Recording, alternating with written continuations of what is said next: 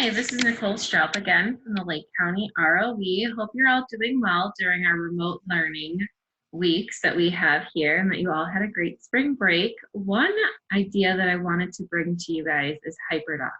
If you've never used Hyperdocs before, there's this awesome resource, hyperdocs.co, that has a variety of different samples and templates for you to already get started with and explore. So if you just go to the resources, you can see all their samples and templates.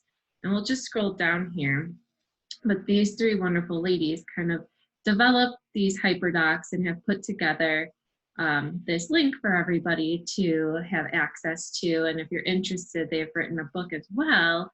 But you can see that there's a variety of different templates that you can use here when having your students explore remotely or even in your classrooms when you go back. But what it really entails is that students are exploring some sort of concept, they're able to explain it, and that they can apply it. So those are the three basic pieces to a Hyperdoc.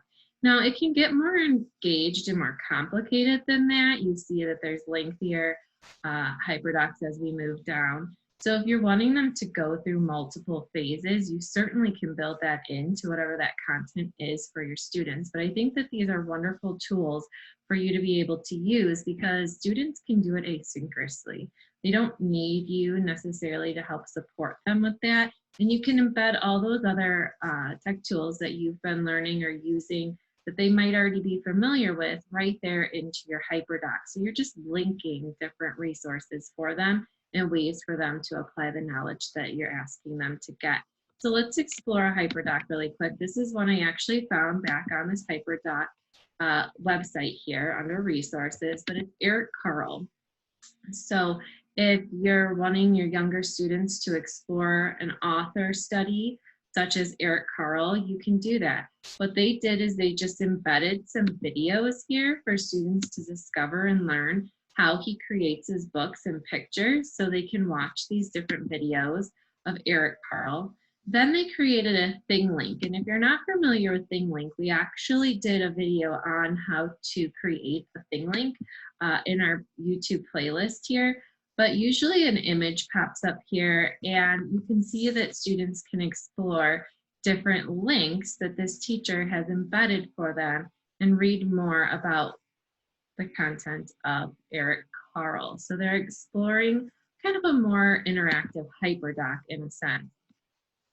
Then they're asking them to do a 3-2-1, right? We've probably used this in our classroom, maybe for a formative assessment with our students. So it's something they're familiar with.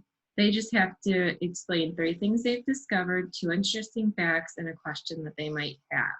And then they have to be able to share. So this teacher chose to use Padlet. And again, if you're not familiar with Padlet, we've done a video on it. Super easy tool to use and very collaborative for your classrooms. So do check that out. They are asking their students to draw an animal creation. So they don't have to do this with technology, right? They could just draw a picture, snap a little picture with their phone and send it off to you in your Google Classroom or Seesaw or however you might be collecting that. And then they're asking them to write a story. So after they've explored different Eric Carle books, they can develop that story here. And then they're connecting and extending, again, exploring another thing link, telling a beginning, middle, end. So you can see how involved it can be or how short and simple you can make it. Let's explore another one. So here's just a very simple Chicago field trip. Now, a district that I've worked at, they used to do a Chicago field trip for their 5th graders every year. Well, now with remote learning, they can't really go on this field trip physically, but they could do it virtually. So you could check out Google Earth or Google Maps to be able to bring students to that environment. There's also a variety of different virtual field trips if you're not familiar, and I'll link this in the description here, where you can visit different places and do virtual field trips with your students. So I'll link this for you, but you can see you can go all over the world. There's another one that's pretty famous with all the museums offering different field trips there. So I'll link these both for you. But back to the Chicago, you see that the students are just exploring and they're actually going on Epic Books to explore some of the resources there. They're taking a look at the Chicago River, again, using a Padlet. Then they're having to explain, and they're doing an Ed puzzle for that. Now, Ed puzzle is a nice tool if you're not familiar, where you can embed different YouTube videos and really like clip it and have comments in there for students. And it's ad free. So it's a nice way to share those YouTube videos with your students without them seeing maybe some adult ads that pop up.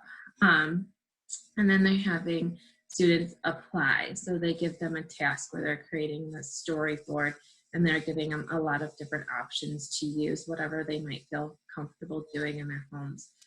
So that's Chicago. Now, if you're not a classroom teacher, but you're thinking you still want to use Hyperdocs, I've done them a lot with professional development for teachers and adults.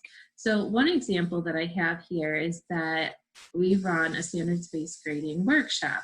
And so participants are asked to do a little reflection, and they need to explain, their belief systems about grading and such as before we start our actual professional development. Then we provide them a variety of different resources to explore, something that they might be struggling with or that's challenging to them that they want to dive in more personally with. They don't need to explore all these different resources, but they certainly have them at their fingertips when and if they're ready to look at them.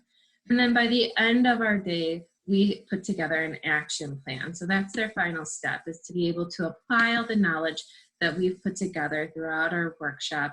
And then they, with a partner, come up with this action plan that helps them go through and implement this process, right? So that's just another way that you can use Hyperdocs.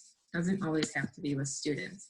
So I'll go ahead and link these field trips for you. Hope you really enjoy today's Hyperdocs, and do check out hyperdocs.co for all these wonderful templates, already created samples.